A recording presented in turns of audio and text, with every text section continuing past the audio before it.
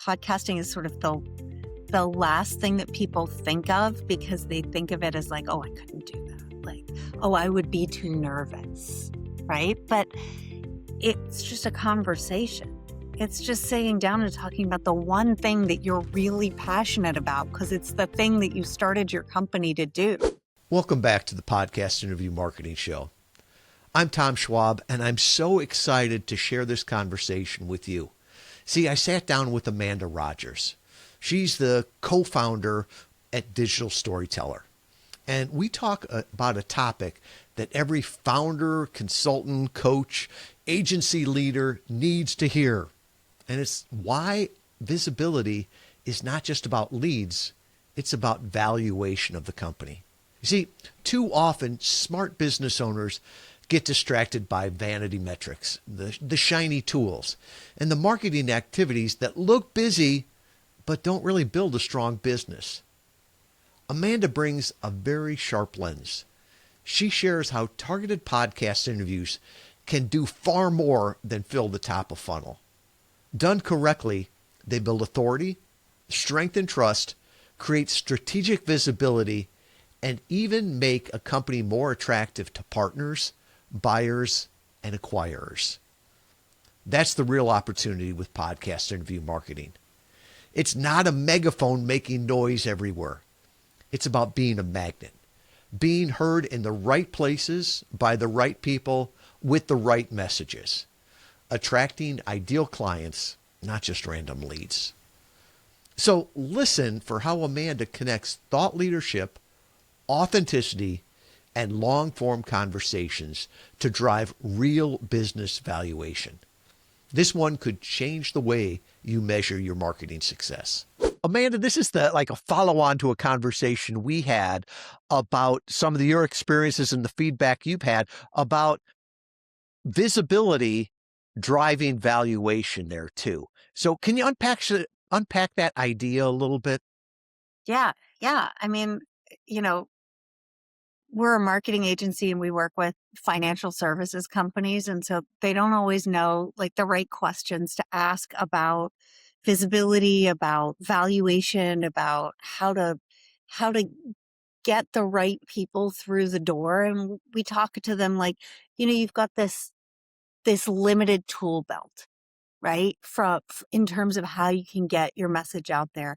You're not going to change the world on Instagram. You're not going to influence on TikTok. They have a limited tool belt and we do videos with them and stuff like that. But so we were working with this one company and they really wanted to create an opportunity for their founder to be a thought leader. And, I'm looking at, well, we're doing videos and we're putting them on LinkedIn but it was kind of slow going. And they found you guys and they were like, what about podcasts? And honestly, all I was thinking was I do not have the bandwidth with my team to go out and find the right people and find the podcasts. And how do I know what their audience is? And I don't know what I don't know. And so anyway, they found you guys and you did all of that work for them. And what I didn't know was happening behind the scenes was they were setting up to sell, right? And they were looking at all of the different areas of their company, like training management so that the figurehead founder could step aside and the company wouldn't crumble. All of these different areas, right, that you want to build up when you're thinking about building up your valuation. And one of the areas was they were like, we really want to help our founder show up more in the general conversation about accounting, corporate accounting, right? So they were an outsourced accounting company. So they started doing interview valet and they were getting leads, really great leads from the appearances that they were having. And they were targeting construction podcasts and nonprofit podcasts. And they went through the whole process with your team of really nailing down the right demographic for him and for what they did. And then, okay, so then they're getting leads. They're like, this is great. And we're promoting it on LinkedIn. And there's all this great cross promotion with your podcasters who are so generous and so lovely. And then they get acquired. And I was like, oh dear, well, we're out. But in the postmortem from the acquisition, the acquiring company sat down with them and they were like, we were just seeing Jason everywhere. We were hearing about him. We were getting all this feedback that he was out there, and we saw him on all these podcasts, and we saw all of the reciprocal sort of ancillary social posts that we would do about it. It was on the website and on the podcasters, all the backlinks. And they're like, it actively improved their evaluation. It was a major point in why we acquired this company.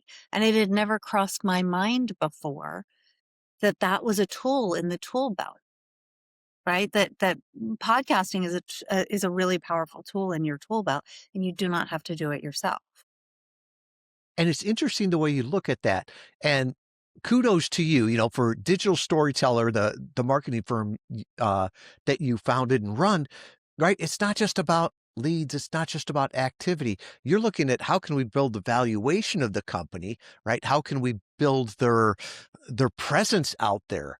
And, it's interesting today. It's not only clients potential clients that are hearing you, but it's also potential acquirers that are hearing you.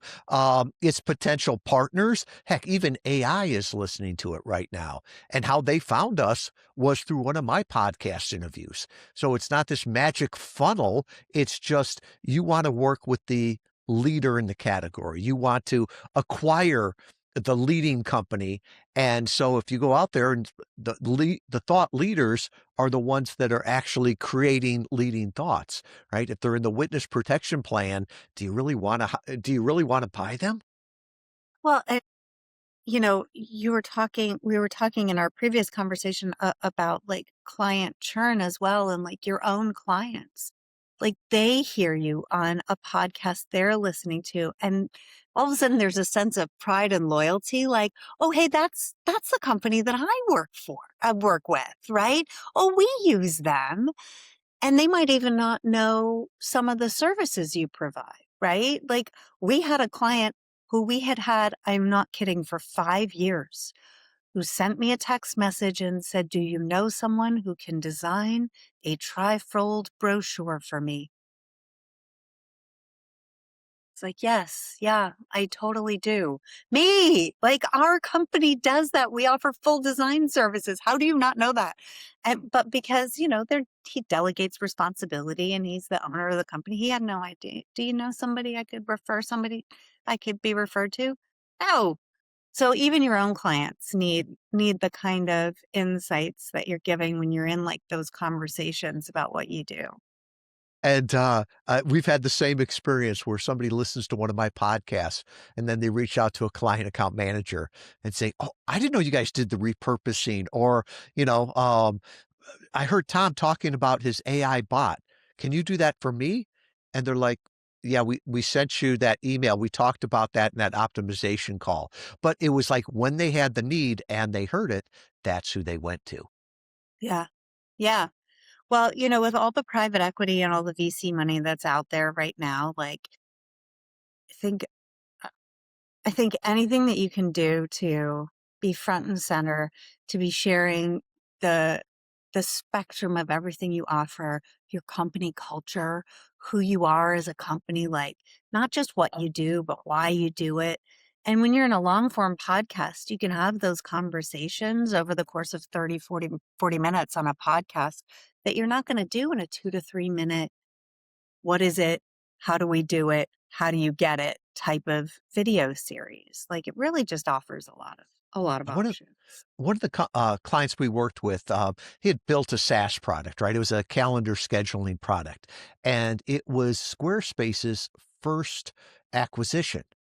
And in the debrief, we talked with them, and he's like, "Yeah, they bought me because one of the big things was his churn rate was lower, just like you said, right?" And he wasn't building his clients through a Facebook ad or being the cheapest one out there. He told his story. He told what he believed in, his point of view, his passion. You knew where his company was located, right? Now, his competitors, I don't know if they're in India, Bangladesh, but to me, his competitors are interchangeable. But Gavin and his company, they were the only choice, right? And if somebody else came out and it was, $1 cheaper a month, I'm not churning because of that, right? I know this company. And so he really felt like it helped the valuation and helped him be the only choice, not just one to choose from. Yeah. Yeah. Yeah. And like we were saying before, right? You've got that limited tool set that you can use to communicate with the world. And as email gets so inundated, like we're all just, I mean, I have unsubscribe mornings where I just spend 20 minutes every Thursday morning unsubscribing from things. And it's not because I'm not interested. It's just because I can't manage the volume. But if I've chosen to go and listen to a podcast, which I do all the time, anytime I'm in the car, I'm listening to a podcast, then eh, then I have the opportunity to hear a whole message that I would never read through in an email or take the time to dig into. So It's yeah. interesting and you know that it's human content, right? You talk about emails there. Um, there's so much of it that my first question is this AI slop, right? When I get a phone call from somebody, is it a robocall, right? And when you're actually hearing somebody talk, I heard it referred to as being authentically was it authentically human or authentically inaccurate, right? There's certain times where you hear somebody talk and you realize they're going off a teleprompter, right? Because I hate it. there's no pauses, See the eyes tracking. that and everything is a perfect sentence. I don't talk that way. I talk in sentence fragments. I'm from Chicago, so ing, just drop the G. That's good enough, right? Um, and so when people hear that, it's like, oh yeah, that is actual human content there. Yeah, and I know, like, listen, down the road, they're gonna be able to reproduce us and make us look like humans, but right now, you can totally tell. Like, you can Yes. totally tell when somebody is one of our clients tried out this thing that does he loaded his voice in and a script in, and it read it, and I was like, "Dude, it's terrible. It's terrible. It makes me wanna not work with you. Don't do that." That's Yeah. interesting. So do you look at marketing as magnetic then? Right? Is this something that's going to draw me to you or repel you? And I guess, Yeah. if you're I guess the best marketing should be magnetic, but in the right way, pulling the ideal clients to you and repelling the wrong ones. But the way you talked about that, do you look at it as sort of that binary? Is this going to help or hurt? Yeah, I mean, I that's such a great way to put it. Like, I'd never actually thought of it that way. When I think of 2 magnets pushing away from each other, I think of my children at an amusement park. Scatter. Why? Yeah, But no, there is so much out there that's just kind of even in being neutral, it repels people. Even in being, like, sort of benign and boring, it repels people. And if you're not telling the truth, if you're not speaking to something that resonates, actually, I like to use the metaphor of a tuning fork. So if you take a tuning fork and you strike it, it has its own tone, right? It has its own vibration. And if you bring a still tuning fork into proximity of that truth, of that vibration that tuning fork is sending out there, it will also start to vibrate at the same frequency. And we're like that as people, right? When we sense that somebody is speaking their truth, that when we sense that somebody is authentic, we vibrate with that same frequency with them and we feel that compatibility. what a So yeah, beautiful what a beautiful metaphor, right? That like your story, it's not supposed to resonate with everyone, just your ideal clients, those people that are tuning forks like you, right? If you try getting the rock to vibrate at that same thing, you'll just be frustrated. it's just crack it. That's It's right. just can't handle it. There's too much music. I couldn't take it. Well, I Yeah. I love how you're focusing on valuation, not just on ego metrics or, small metrics that won't make a big difference 6 months from now, much less a year from. Yeah, I mean, I do think that when you talk to founders who are used to being told their value, that they can sometimes focus in on we run into this with reporting. Like we can we can run into somebody who gets so hyper focused on the number of subscribers they have on YouTube, right? They're like, I gotta reach that 1,000 mark so I can live stream on YouTube. And you're like, oh, so that's not really going to do anything for you. Like 1,000 followers on YouTube and you live stream, maybe 6 people are watching and 2 of them are your family. That's not going to get you where you want to go. And so getting business leaders focused on the things that will actually move the needle, not only for bringing in leads and for building up their revenue, which of course everybody wants to build revenue. I mean, that's at the core of what we're trying to help people do, but doing that the right way and in a sustainable way that's actually going to improve the valuation of the company, get you in front of the right people in the right way. I mean, you got a limited tool set to get that done. And certainly we found straight value, like return on investment, illustrated in the most beautiful, practical, tangible way, was in the sale of the outsourced accounting company that we were working with, who did interview Valet, got acquired, and then got the feedback that it improved their valuation. Yeah, and as marketers, I think the community is at times talking about the toolkit, like you said, right? What's the shiny new tool that we can do here? But the owners, the founders of the companies, at the end, they just want the valuation with it. And I think back on my own um, life. I think the best thing I ever did for the valuation of my company was take 4 weeks off and go hike the Camino, right? And it's like, well, how did that help? Because it proved that I've got a business. It can run without me. My team stepped up, took it to the next level. There was no vanity metrics in there, but it definitely increased the value of the company. And I think that's one of those things where if we can have conversations from owner to owner, that's very powerful, but it doesn't necessarily get seen with a marketing associate that says, how did this landing page do? How much traffic did I get to it? That's my time on page. Yeah. Yeah.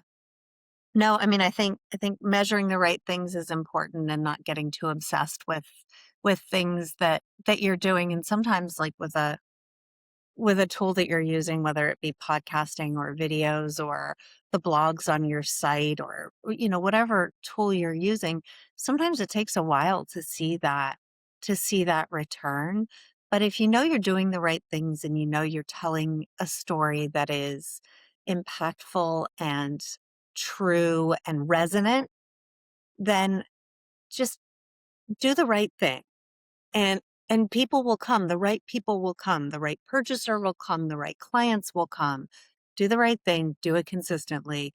Don't give up, don't get distracted by the next AI bot that you can put on your website that's going to be like, I see you are in Uzbekistan. Like, how did that help? That it was able to geolocate the VPN that the person was using to conceal their location and then highlight that on your website. Like, no.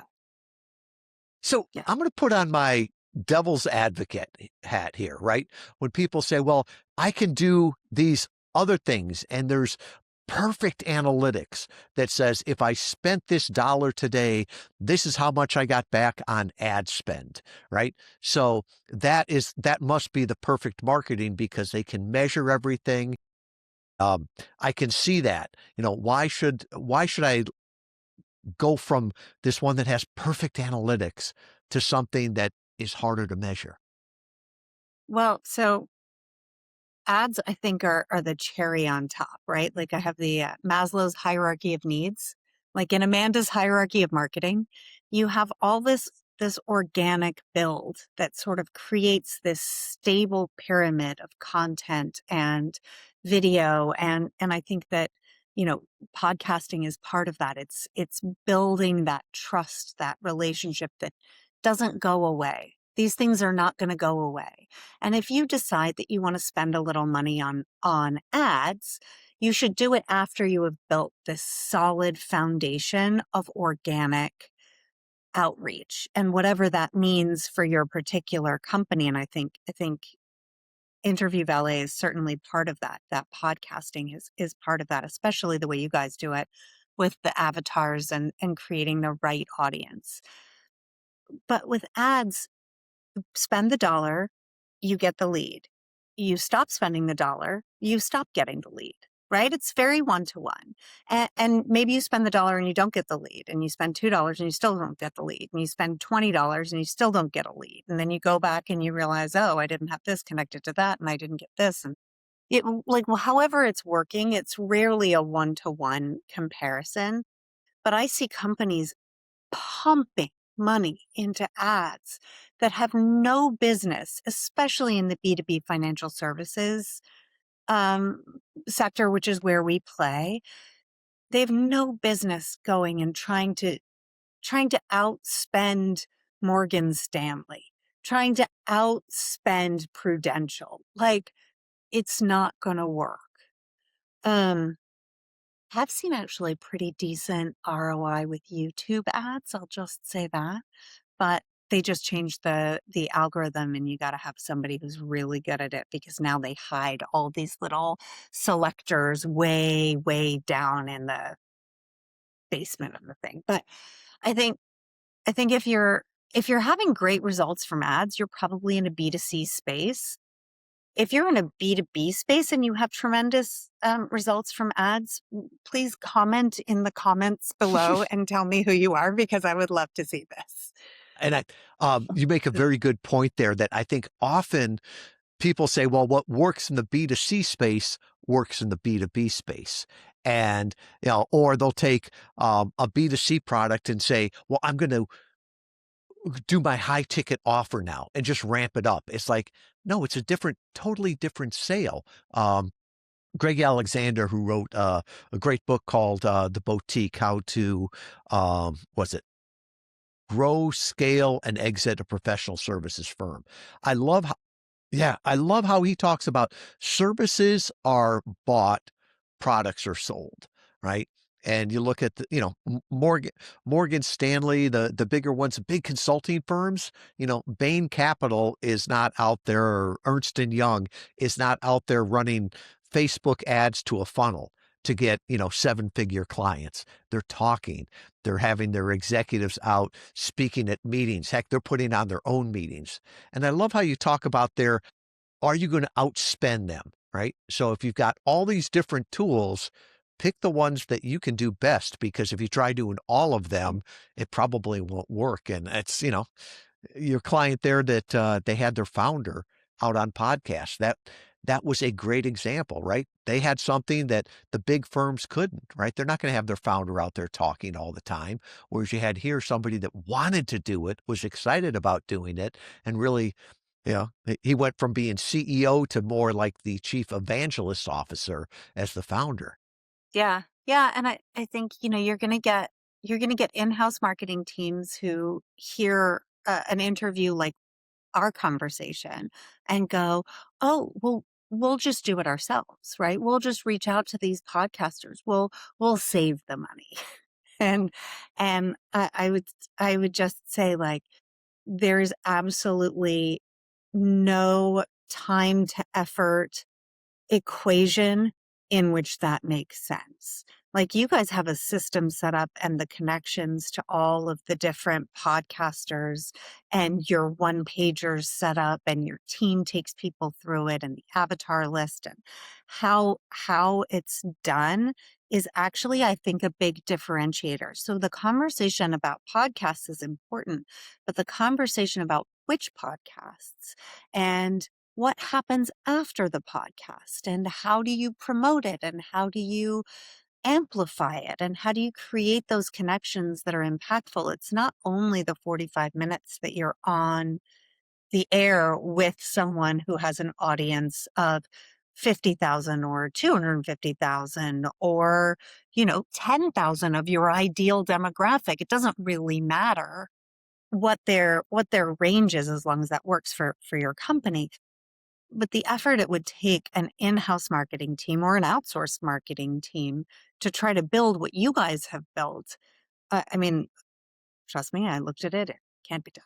It's not worth Well, it. No, and as you pointed out, there it's not a numbers game, right? It's not just, well, if I got on Joe Rogan, it would change my life, right?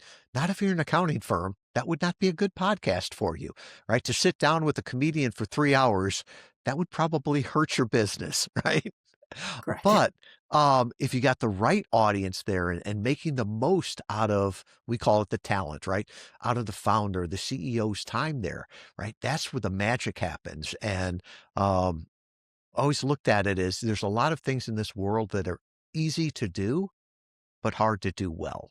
And, the companies that are worried about their valuation and are trying to make an impact on the world, they realize that this is not their core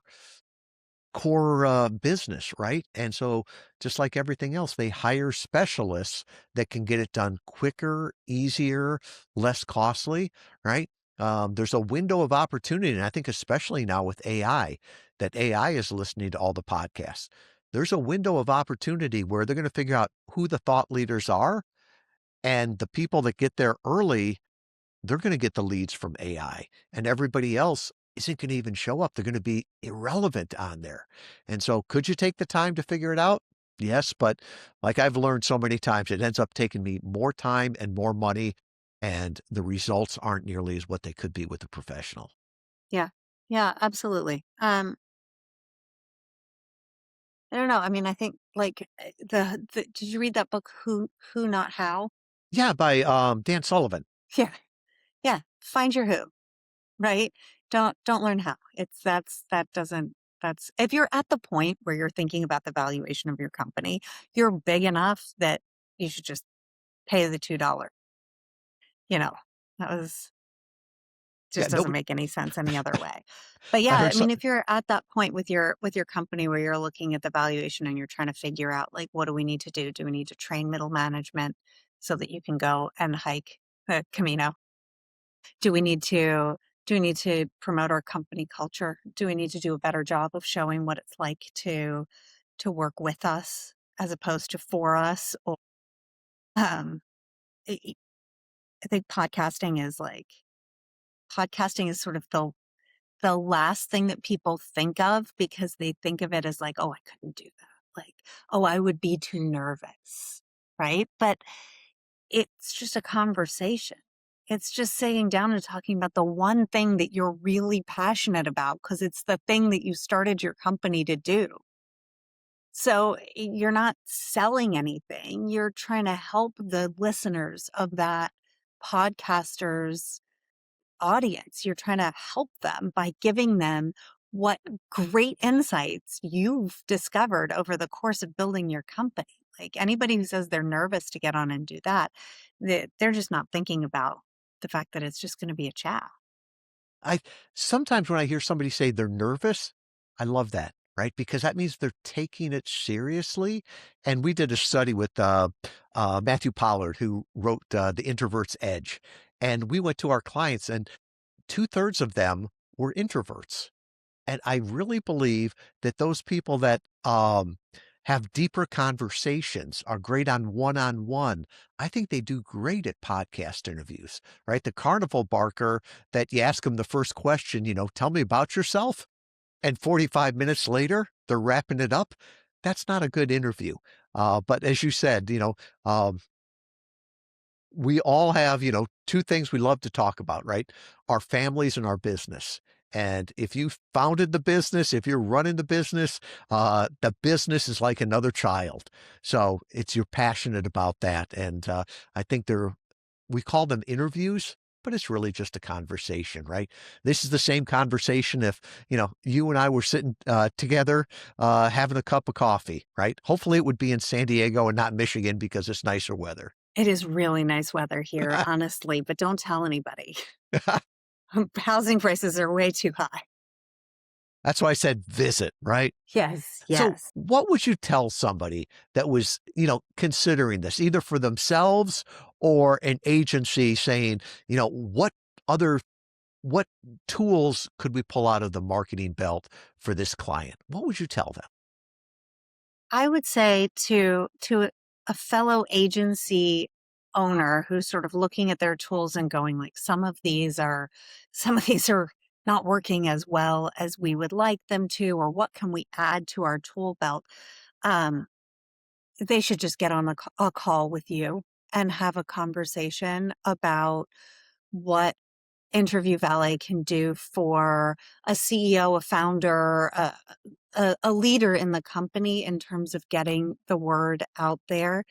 And and I think there's a great collaboration between a marketing agency and Interview Valet where everybody, the rising tide raises all ships. Everybody shines when you bring in a tool that's as effective as our experience has been with working with you.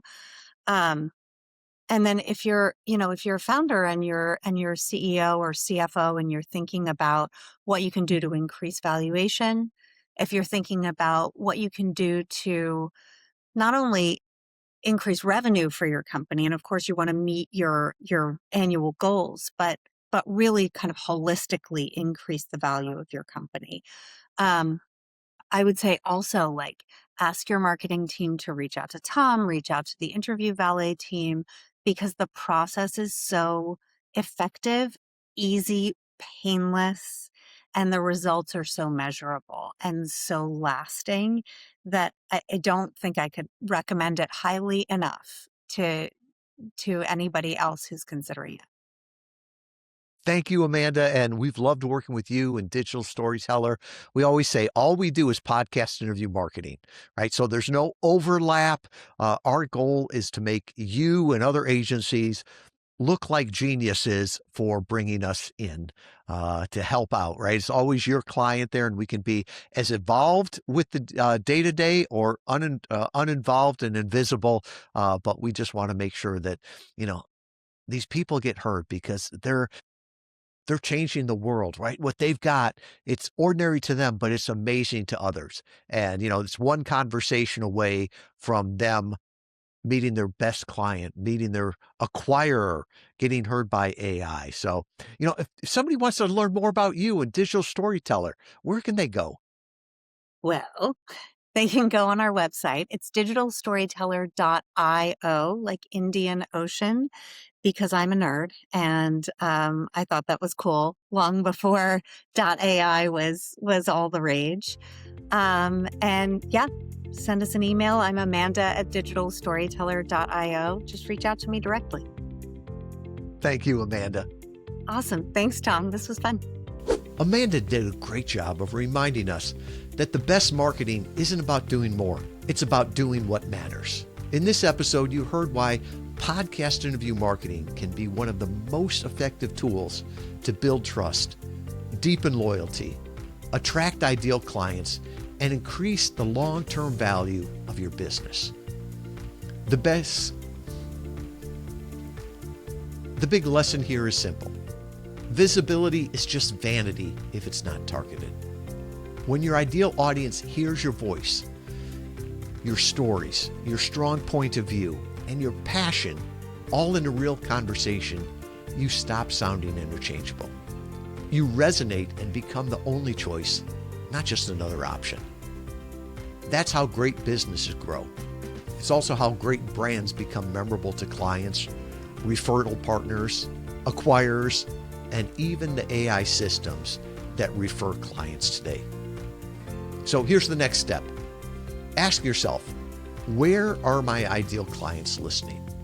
And what conversations am I uniquely qualified to lead? Then focus on getting your clear point of view in front of them consistently. Not louder, not broader, just more intentionally. Because a single great interview is not going to change everything. But a focused strategy, repeated over time, can absolutely increase the valuation of your business.